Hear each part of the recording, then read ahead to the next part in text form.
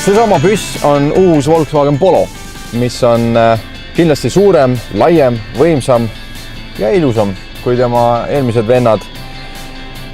Ja päris lahe kogemus oli sellega proovida ringi sõita. Kas sa panid tähele, mis auto see on? Volkswagen? Tal on selline, tal on nagu jalakäija jälgimissüsteem, mis on standardvarutuses sees juba, mis siis esiteks hoiatab, kui sa lähened nagu liialt sulle kiirusega mõnele jalakäijale. Aga lähme teeme sõidu? Lähme teeme. Ma räägin täiesti mõnus tunne.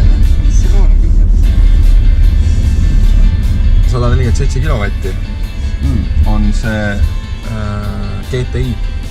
Keskmine on 4,6 litrit sajale, linnas 5,7 antud mudel ja maanteel 4,0 üldse, nii et no ikkagi vähe.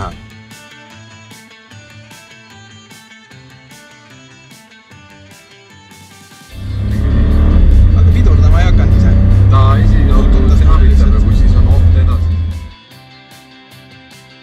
Mulle meeldib selles mõttes, et mulle ikkagi meeldib see naiselik tüüp, et väike ja et saab nagu mõnusalt parkida, et ta ei ole mingi suur.